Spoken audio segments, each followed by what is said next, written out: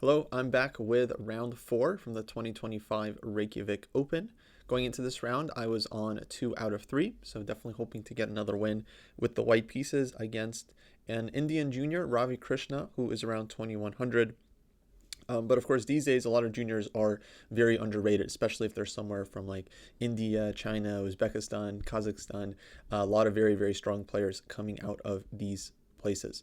So going into the game, of course, I was expecting a big fight, and I couldn't find a ton of games from my opponent, so I actually wasn't sure exactly what opening we would see. So I decided to go for 1e4, just continuing to get more experience in these structures. My opponent played the Sicilian, knight of 3, and he went e6. So I went d4, open Sicilian, takes, knight of 6, knight c3, and he goes knight c6, the 4-knight Sicilian. And yeah, funny, actually, I didn't realize till after the game, but all 4 games of mine have been open Sicilians in this tournament, which is quite interesting, playing it with both colors.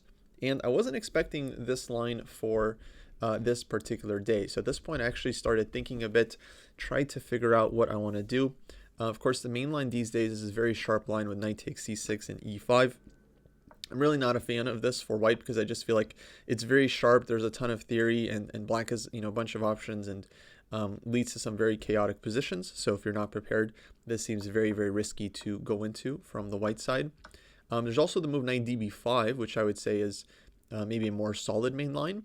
And then black has a lot of options here, like bishop b4 is considered pretty solid, where black gives up the bishop pair, then plays this position. I would definitely be happy to face this over the board.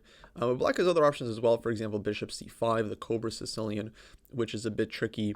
And black can even go d6 here, which invites a transposition to the Sveshnikov after bishop f4, e5, and bishop g5. We get a direct transposition to the Sveshnikov Sicilian.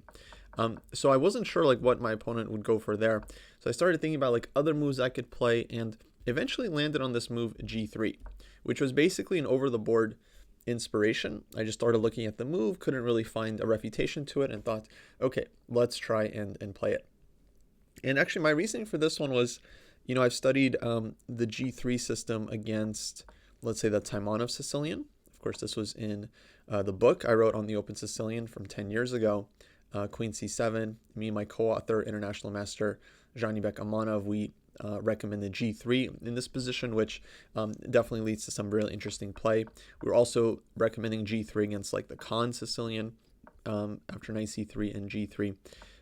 So of course this isn't a Taimanov here, but it's kind of similar in terms of the structure. And at this point, my opponent actually played bishop b4 pretty quickly, or he spent like maybe 2 minutes, but played bishop b4, which I think is reasonable.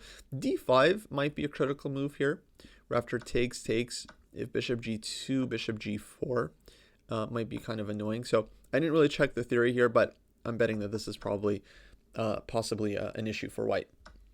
So bishop b4, I go bishop g2.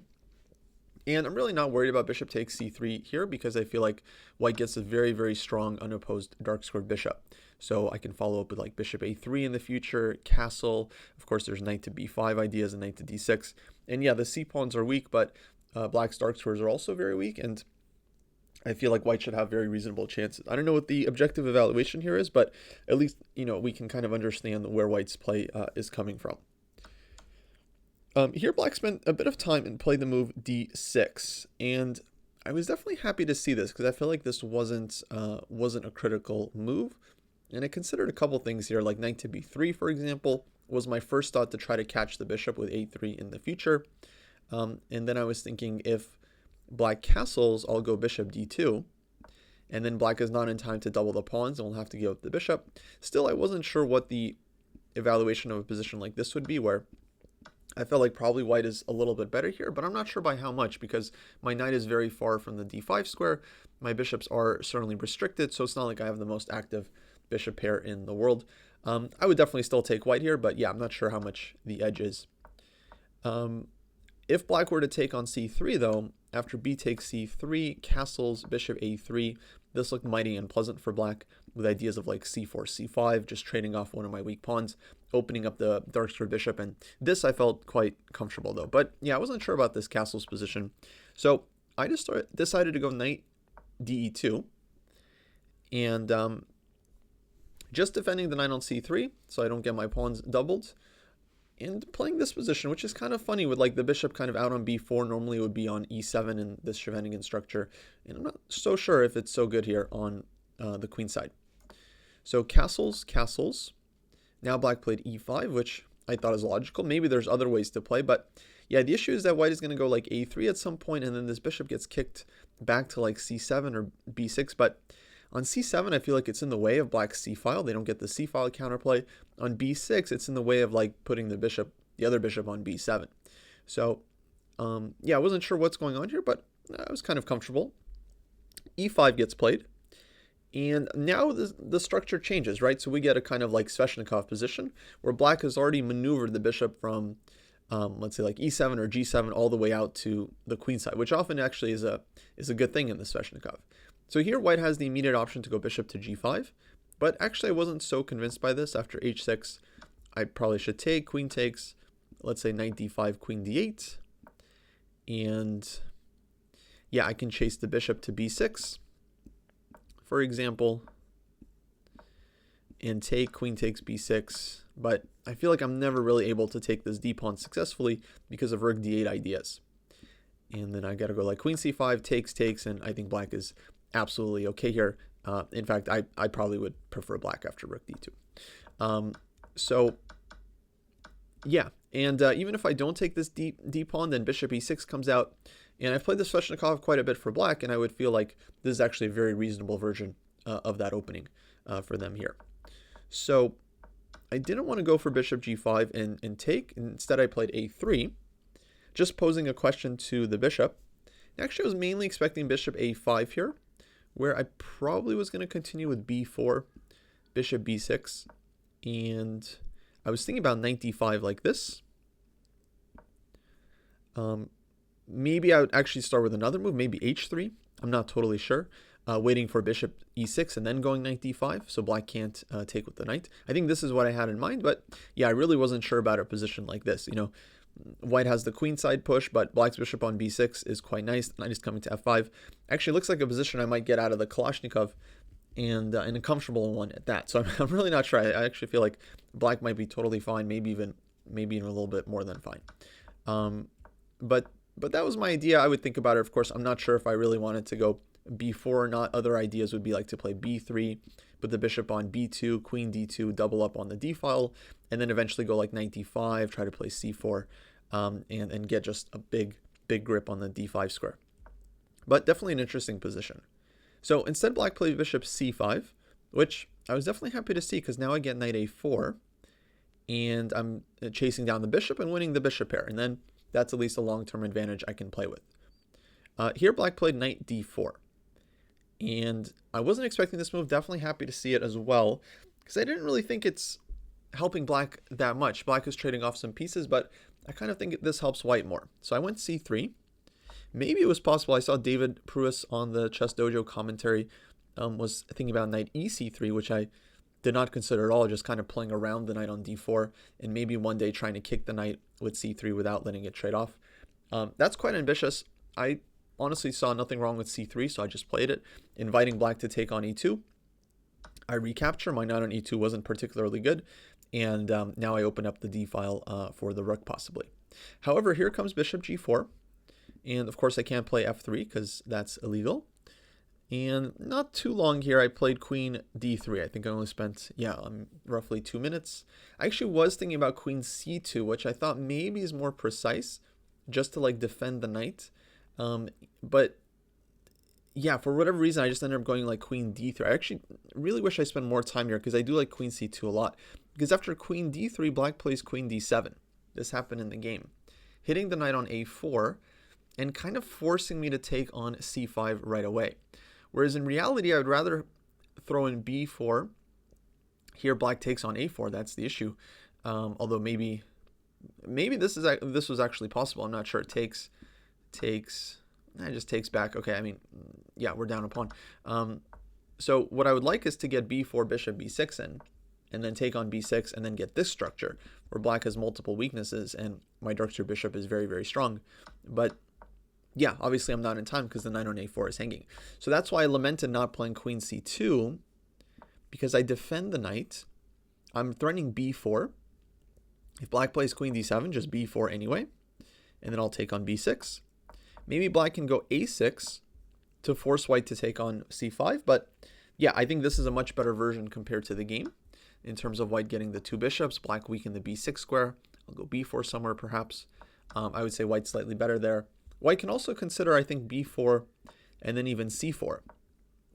I'm not sure about this, but the idea would be to bring the knight back to c3 and d5, but this would be a lot riskier. Like black goes bishop d4, and it's not exactly clear if white is in time. So probably I would just take on c5 here and play that position. Yeah, so queen d3, queen d7. I take on c5. I don't really have another choice. In dc. And now I went for the endgame with queen d7.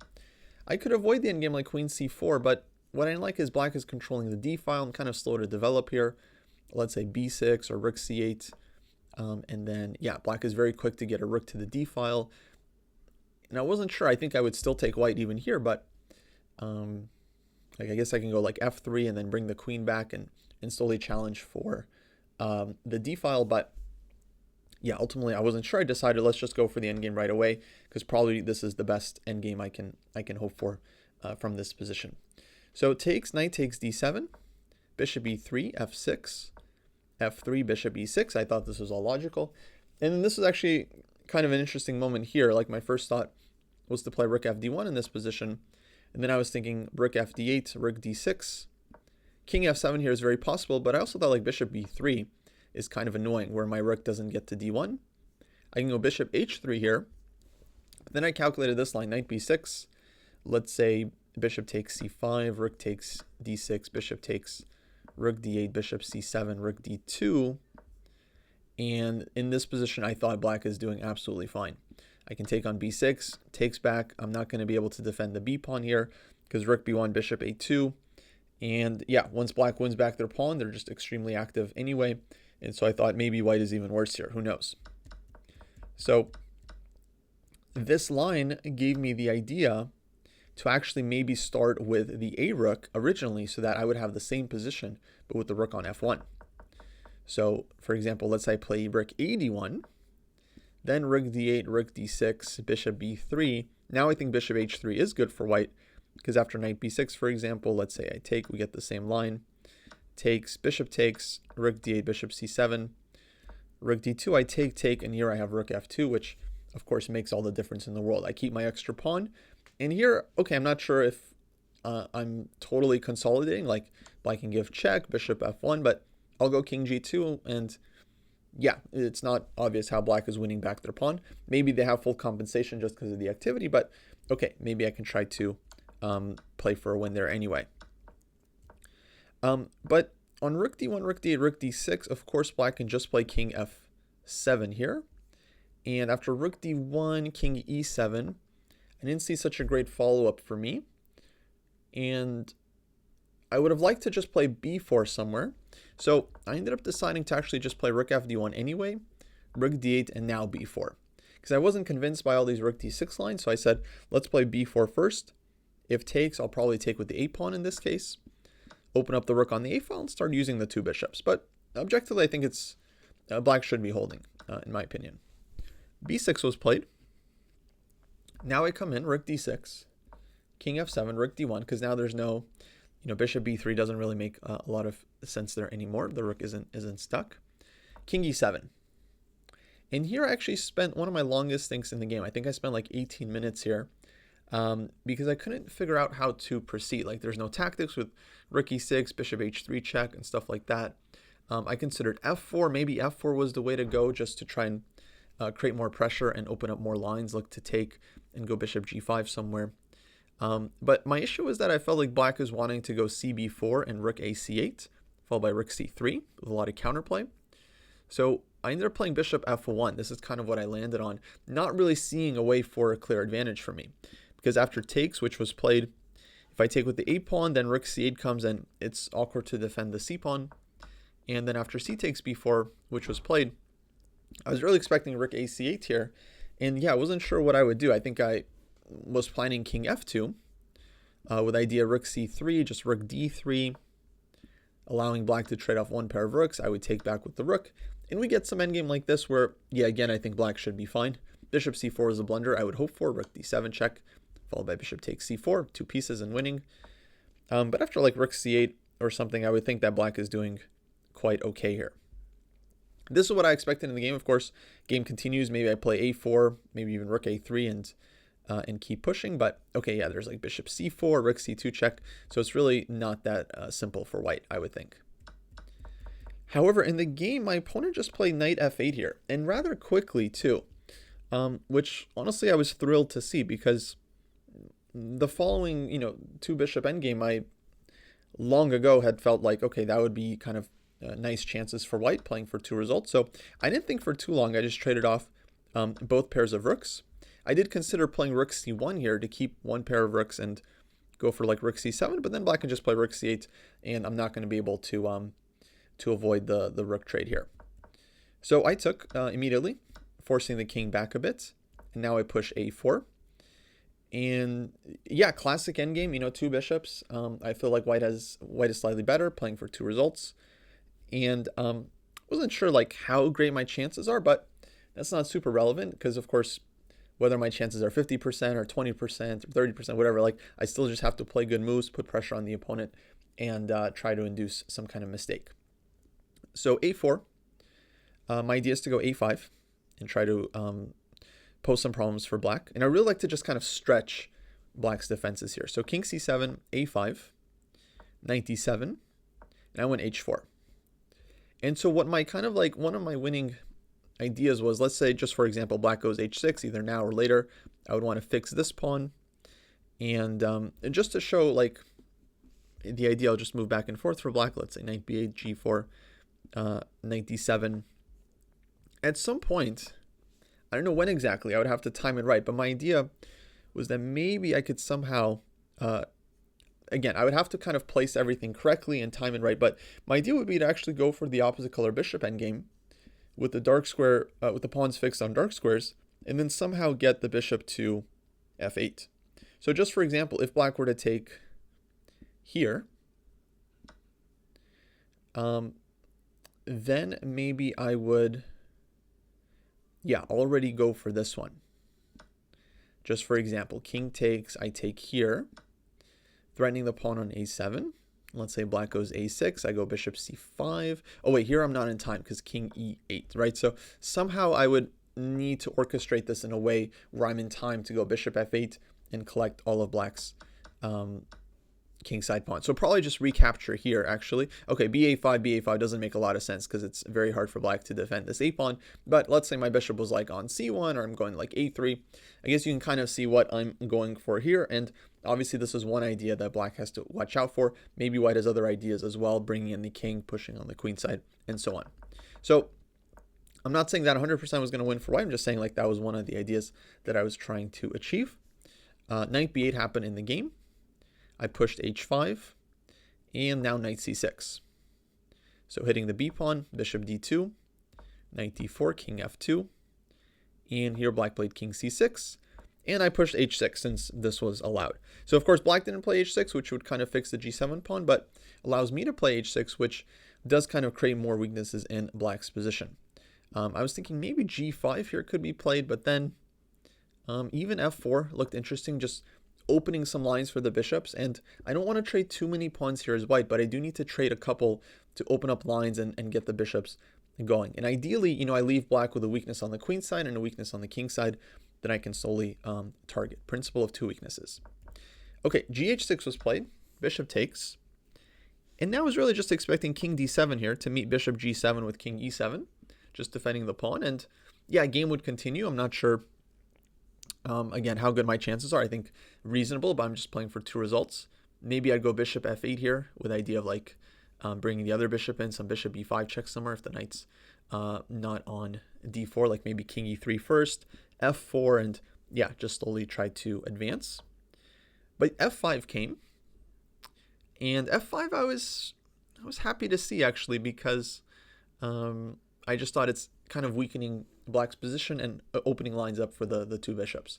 So I thought about bishop g7 here, king d6 and f4. which looked interesting. But then my issue with this was, let's say black takes on e4, bishop takes e5, king d5. I thought black is very active here, especially with the king, knight, and bishop. Everything is really well placed, and I wasn't sure exactly if I could really push this. I might even be risking to lose at some point if I'm not careful. So I decided to just play on f5, bishop d3, just putting pressure on the diagonal. Black takes on a5, I take back, takes on e4, bishop takes e4, check, and now bishop d5. And so if I take on h7 here, black will take on f3 with something, and is likely doing totally fine because we've just traded off so many pawns. Still some chances for white as long as I keep 1 or 2 pawns on the board, but yeah, I didn't really believe this should be more than a draw. So instead I play king e3. And this is one of the classic advantages of the 2 bishops. You can often trade one off and still have an advantage because the resulting endgame is bishop versus knight, pawns on both sides of the board. The bishop is clearly stronger. So an endgame like this, bishop takes e4, king takes e4, maybe black is drawing by objective means.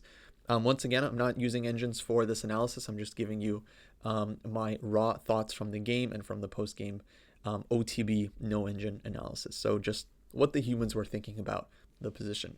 In this one, yeah, I feel like is very, very nice for white because I'm not threatening to take on e5, but I am threatening to push f4 or to go bishop to g7 and take on e5 with the bishop. And then my f-pawn is going to be a passer and very strong. So king e3, black played knight b3. And now if I take on h7, black is going to take on a5, which I consider, but then knight c4 check. I feel like the knight gets back into the game very nicely, and then black starts running the a-pawn. a5, a4, a3, and it's very, very double-edged. So this was move 39. We're about to hit the time control. My opponent actually has been in time pressure for a couple of moves here.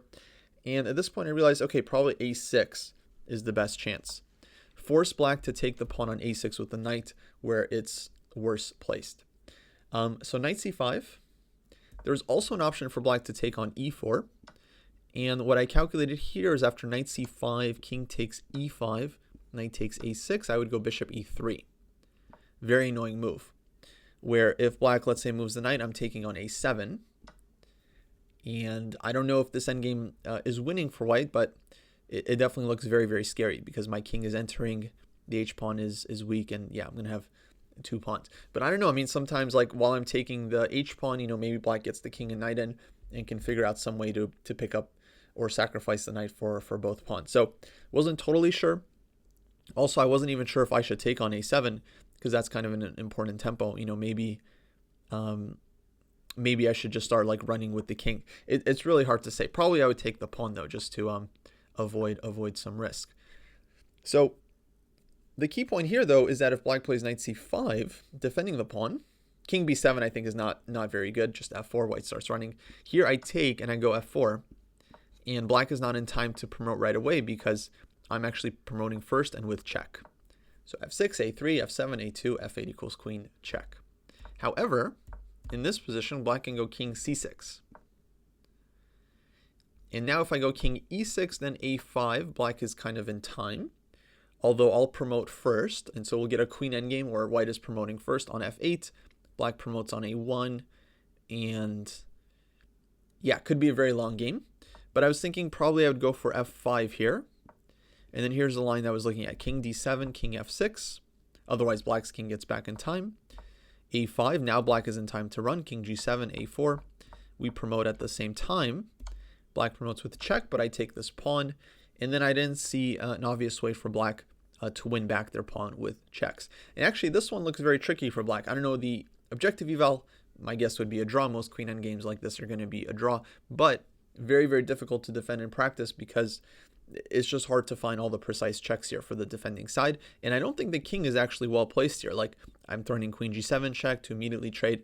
And for example, queen h1, king g6, all of a sudden black doesn't really have a great check here because queen e4 or queen f5 check and white wins. So the king on d7 is not really well placed for this endgame. I didn't really look further than that. I just thought like, okay, looks like I'm going to have an extra g-pawn, queen endgame, and we'll try to convert. If not, so be it. It was a long and fighting game. So long story short, black played knight c5. It doesn't go for this immediate endgame, which I think was understandable. But now I take on h7, knight takes a6, and here we reached move 40, which was nice because it gave me time to kind of like sit down and think and readjust to this new position. And I felt like this definitely kept some chances for white, even though we've traded off a lot of pawns. Because of the two bishops being very strong, the g pawn does look like it's just running with me controlling all of the squares until promotion. But it's really not so simple. So I started calculating like g4, knight c7, g5, knight e8. And if I play g6 here, black doesn't even have to go knight f6 right away. I was thinking black just starts with a5. And then if g7, knight f6, black gets this nice blockade on g8. And so this didn't look winning for me. So my king kind of has no way of getting in, and how am I promoting? And if I start with like bishop g5 to prevent knight f6, well, then I'm not threatening g7. So what's my next move? Black goes a4, and yeah, this didn't seem clear to me at all. So as I started thinking longer, I thought, maybe I need to actually get my bishops off of h7, h6. They look really well placed because they're just like promoting the pawn, but at the same time, they're also kind of getting in the way, because when I start pushing, or the pawn gets in the way, when I push g4, g5, g6, it's blocking the bishops every step. So I instead went for bishop g7, hitting the pawn on e5, forcing king d6. Now bishop f8 check. There's no king e6. The king would love to get closer to the g pawn, but then bishop g8 picks up the bishop on d5. So black played king d7. Maybe king c6 was better, but he decides to go king d7. I throw in bishop f5 check. Now king e8, bishop g7. Black is losing the second pawn, and then this definitely would be completely winning for white. Just dream position, two bishops, two protected passers. Yeah, zero chance. I think black can hold this. So king c6. On bishop e6, I think I would play, well, I could pull the bishop back, like bishop on e4 or bishop on d3 would stand nicely, but I think I would probably just advance king e4 and look to play the pure bishop versus knight endgame, where I'm probably going to win the e5 pawn. So check king c6, and now I go bishop g7, just repeating once, always repeat. The reason I did this here actually was not to gain time. I didn't gain a lot of time on the clock. We have 30-second increment. It was really just to kind of put more pressure on the opponent, because I know like he really wants a draw. He's fighting very hard for the draw.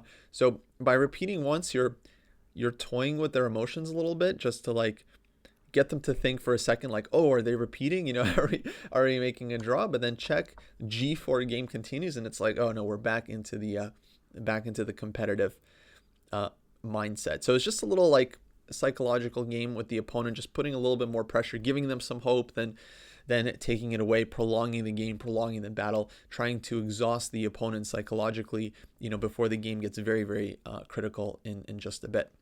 So knight c7 played. After a bit of a think, my opponent started spending a lot of time trying to figure out exactly how to hold this endgame, which seems very difficult.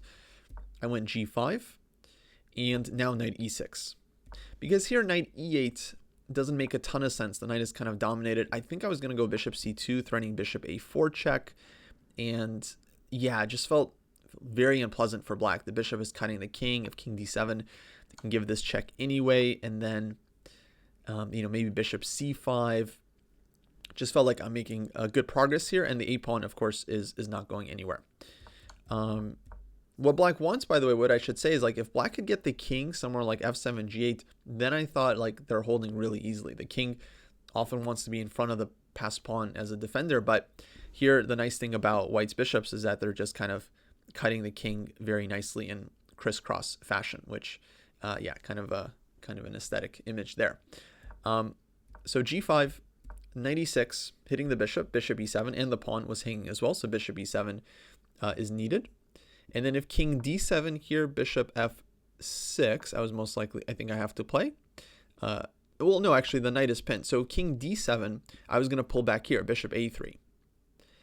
And it's like kind of hard for black to untangle, like king e8 maybe, g6, and then somewhere I'm going bishop b2. I'm not sure, actually. This one is probably holding for black, maybe knight d4. But it's hard to say, actually. I mean, it's very concrete. I didn't look at this too carefully. But yeah, I was just going to decide, because king d7 I think is kind of a tough move to play, self-pinning and all that. And maybe bishop f6 actually is better, and king d6. And then I can continue like maybe bishop e4 now. with the idea takes, king takes, and then e5 is going to fall, or knight c5 check, king f5. Now the g pawn becomes very, very strong. So something like this, and I think black is still under pressure. I'm looking to go g6 somewhere. Actually, maybe g6 here.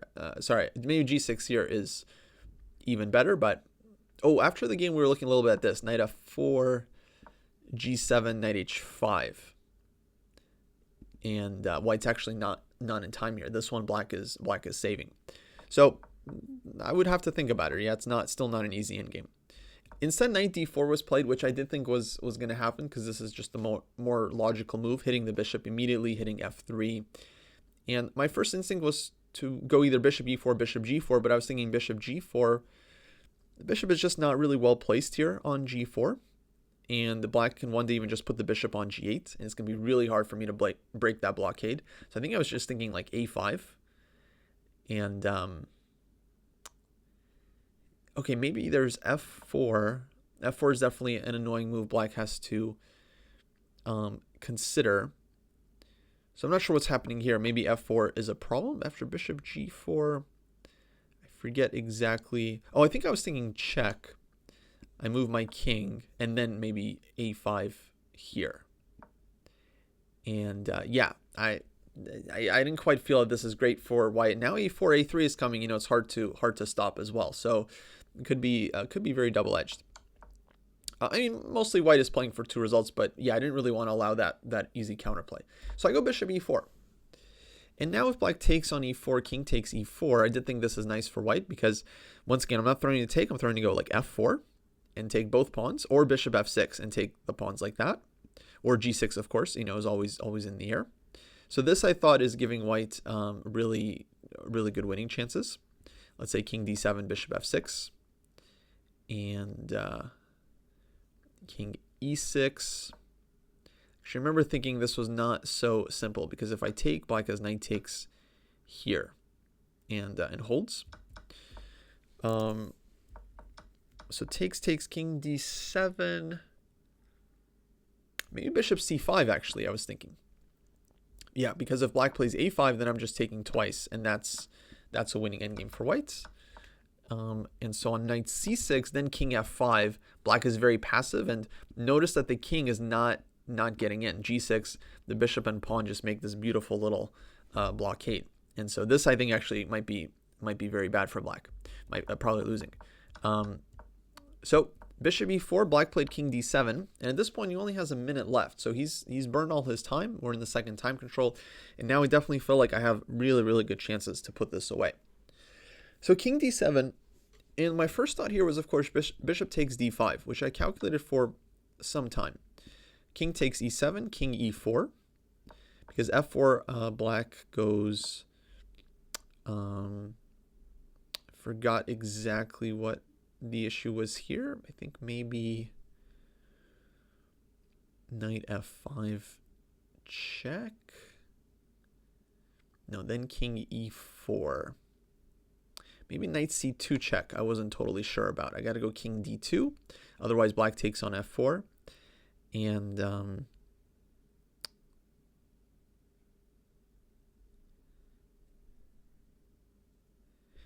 yeah, I wasn't sure what's happening here. I can't take on f4 because black takes here, and black's not in time. Like if f3, white can just take this one and then put the bishop on e4 and win. And if here, let's say, then g6. So can't take there. Oh, maybe knight b4, hitting the bishop first. Yeah, this is a problem. And then the black takes on f4 next. So yeah, not working for white. So I was mainly thinking king e4, but then knight e6, hitting g5. I have to go king f5. And at this point, it actually looks really good because I'm attacking the knight, and if the knight moves, I'm taking on e5 with 2 protected passers and the bishop, which should be winning. Black's a pawn not really useful here. But then I realized, okay, he can take here. And I kind of thought this endgame was not so simple. So king d6, just for example, let's say bishop e4, black starts running the pawn. I don't know, maybe bishop c2. And king starts coming in. And king starts coming in. And Yeah, now I actually think even this position is winning. Like looking at it now, bishop d1, I think puts black in a zugzwang because he can't push the a pawn. No, but there's king d5. But okay, it's still it probably is still winning, and I'll show you guys how. What concerned me during the game, I didn't have a ton of time to like look at this too deeply, but basically I thought black could get the pawn to a3. So let's say I try to bring the king back. Black also runs, let's say here, here, and here, a4. Actually, this one is also winning for white, a3, king, e2. Somehow I saw ghost where I saw black's king like getting to e3. And then some position like this, let's say black also gets a4, a3. I'm giving black a lot of free moves here, just FYI, but some position like this I got very scared of, which somehow I found in my calculation.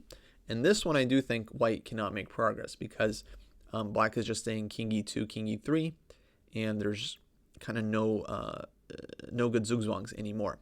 White can put the bishop on d5, but black is just waiting, and black is just waiting, and as soon as the king leaves the pawn, then a2 will force me to give up my last pawn. Okay, however, black's actually not in time here. So a couple of friends and I were analyzing this after the game, and king d6. So this line that I looked at here actually I think was winning for white as well. So bishop c2, and the idea is to bring the bishop over to c6. So let's say bishop a4. Yeah, let's say even right away. King e3, bishop c6. a4, king takes e5. No, here white's not in time. a3, bishop d5, a2. And black makes a draw. So as lines like this I was seeing and thinking like, oh man, it might just be drawn. Like I might not be in time with the bishop. But there was a way. So let's say white after king d6 goes bishop f7 with the idea to put the bishop on e8. So a5, bishop e8, stopping the pawn from advancing. So now I have a lot of time with the bishop. And now let's say king d5, king f5, king d4, bishop c6. This would be the key zugzwang white is looking for. Because what to do for black? You can't push the pawn, and if king e3, now white's in time to take. And because the pawn isn't that far advanced, I'm in time to go f4, a3, bishop d5, and game over. So this was winning. And so afterwards, actually, this was maybe my one big regret, is that I didn't go for this endgame because I kind of talked myself out of it. To me, it looked like I was drawing after knight takes g5, but now I actually do think it's winning. So not seeing the clear win after bishop takes d5, I decided to play bishop c5 here just to keep more tension in the position, because I thought if we go down this line, bishop takes d5, king e7, once my opponent gets here, even if he hadn't seen this at all, once he gets to this point, black, of course, is going to realize knight takes g5 is maybe his best chance, and he's just going to go for it, even if he doesn't know it's a draw or whatever. During the game, I thought it was a draw, right? So I wanted to avoid this, but now I actually think it was winning. So anyways, bishop c5, and I'm threatening to take on d4 twice and have a winning endgame there. And the bishop on d5 obviously is hanging as well. So if he saves his bishop, then I'm just taking on d4. And if king e6, then I'll take here first. And yeah, I thought this should be very good winning chances, probably winning for white. So he takes on e4, king takes e4, and he goes knight e6. But now bishop e3. And I'm defending the pawn, and I want either king takes e5 or even king f5, bringing the king in. And now I started feeling very good again for white, because I thought like, ooh, it's really dangerous for black. So king d6, I go g6, and here he played knight to g7. I really thought a5 had to be played at this point. And then I think I was going to go bishop c1, bishop a3, and I'm not sure what the eval is. I think maybe it might still be a draw somehow, but it looked really, really hard for black to play like this. Because bishop a3 followed by king takes e5, and yeah, then it's two pawns, and yeah, black isn't really getting the blockade. But he played knight g7 instead. And now my first thought was just here, because king e6, bishop b8, And he can't go king f6 because bishop takes e5 and bishop takes g7 with an easy win. But I was thinking he goes, I think, like, let's say knight f5, bishop takes e5, knight e7, forcing my pawn to advance. And here I was just worried that he's going to get a blockade with his knight. I don't actually think this is winning. Like, I was just looking at like a sample line after the game here, for example. And the issue is like his knight and king never really organize. I was thinking maybe he has chances if he gets his king to g8, knight on f7. That might be a blockade, some stalemate chances later on. I wasn't totally sure. I still have to kind of check that. But here black doesn't really get it. So he doesn't even get that set up. So it's probably like winning. Here, f5, can't take on e5, king e5, king g7, king e6. So knight back, f6, and this position I think, yeah, should be winning for white. Just a sample line here. Bring the bishop back, knight g6, king g5, and black is in Zugzwang. At least I didn't see a move here for black. Oh, there is a move. I'm sorry, there is a move. King g8. So this is the kind of thing I was talking about. It's like I was really worried that I would get into some endgame that, yeah, might not be winning. I think this one is still winning though. Let's say king h6, and then king h7. If knight f4, I think this is working. So it looks like it was still winning for white, but from afar, you know, I wasn't totally sure. So instead, I decided to go bishop h6, which I also thought was winning. And I ended up spending almost all my time here. So I think like 6-7 minutes, leaving myself with just a few minutes later on in case anything happens. But here I felt pretty good about this one as well. So knight h5, king f5 was my idea. Not allowing g7, knight f6 check. So king f5, cutting the knight. And yeah, now if black just plays like a5, I'll go g7, take, bishop takes, followed by bishop takes e5. I stop the pawn, and it's an easy win. So this looked pretty good. The one line I was looking at deeply, and once I saw this line, it actually convinced me to go bishop h6, which I thought was a very nice line to see, you know, with not a lot of time left on the clock, was king e7 here. I thought is interesting to try to get the king back. King takes e5, and then a5, looking for counterplay. Probably white is winning a number of ways, but this is what I found. f4, a4, f5, a3, f6 check. If king moves, then f7, and I'm promoting first, I believe. Although actually king d7. Okay, well, minimum I can go bishop c1, bishop b2, and black is not stopping my 2 pawns. But on knight takes f6, the key line, I have bishop g5, a2, bishop takes f6 check, and I'm just in time with one tempo, king f5, to step out of the way, stop the pawn. So I double checked this line, I think 2-3 times, like visualizing, blindfold, you know, just like making sure I'm in time, I'm not letting my opponent promote. Once I saw that line, then I was like, okay, I can go bishop h6 here, knight h5, king f5, and if king e7, I'm taking on e5, and so on. Instead came e4, which, to be honest, I didn't even consider, but probably I should have, because, you know, it's a move and maybe it changes something. I took with the pawn. Sorry, excuse me. I gave a check first, which I think is actually very important, stopping the king from entering. Because if I take with the pawn, then king e7, and yeah, maybe black has better chances here. So bishop f8 check, very important nuance. King moves. Now I take with the pawn, keep the king active.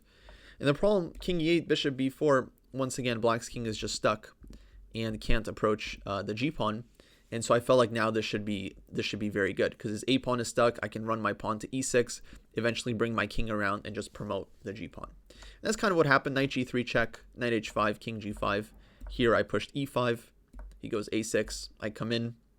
Knight e6, king h7, knight g5 check. There's not really much to suggest for black. White is just kind of straightforward and pushing here. So king h8, a5. I keep the bishop on the diagonal, just dominating black's pieces. Here he tried knight f7 check because, I mean, it's really over at this point. g7 is coming, and so black is going to have to give the knight for the pawn anyway. So he tries to do it like this, hoping to scare me a bit, but there's nothing to be afraid of. I take, king takes, and very important move, bishop b2, which shows black the idea. White is going to defend the pawn on e5 with the bishop and keep the bishop on a1. So king e6, king g7. And here black resigned because after a4, he basically has no threat. I can just wait around. A3, I drop back. A2, I move the king again. And now black is in just a perpetual zugzwang here, has to just keep moving the king, and yeah, white will slowly win this with the extra piece. So this concept here, like the one diagonal principle or rule, very, very important for the endgame. When the bishop does all of its duties on one diagonal, it's very, very strong. If my bishop was like on d6, then that would probably be a draw because black is going a4, a3, and I'm going to have to take the pawn. But here, I just park my bishop on a1, defend the pawn on e5 forever, and yeah, it's a winning endgame. So that was it. I was very happy to actually convert this game, 68 moves. A lot of times, I'm messing up these technical endgames, even if I'm winning, I end up kind of allowing some counterplay or missing some chances, but I was glad to kind of take the full point here. Certainly wasn't a perfect game. I'm sure we both made mistakes. I strongly felt that black should be drawing in that endgame, maybe even at multiple points, but it was never easy. Like during the game, I never saw like a clear, draw or anything like that. The game was always continuing, and yeah, ultimately that's why I was kind of happy to go for this endgame when we got it. Of course, I feel like I maybe could have gotten a better version here for white with like queen c2 here or something, but even this endgame I didn't feel too discouraged by it because I just felt like in the long run I should have chances. White's playing for 2 results, and even if my opponent was able to hold it after a very long defense with a lot of precise play, I don't think I would feel so bad about the game. I would just feel like, well, chess is a drawn game. My opponent played well. I put some pressure. He defended well. He earned the draw. I was never in danger of losing, so I'd probably feel good about that. But of course, as you can see in a lot of these cases, it's very hard to defend for 70, 80 moves with precision. Eventually, someone makes a mistake, and yeah, often goes down. So yeah, after this round, I'm on 3 out of 4, doing well. Just 1 loss so far to Grandmaster, 3 wins against lower-rated players, albeit I had to work hard for them, but we absolutely take those. And yeah, next round actually coming up later today. I'll be facing another Grandmaster, this time with the black pieces, so should be a very tough game. I'll have to go and rest and prep for that now. And yeah, hopefully I'll see you in future videos. Bye.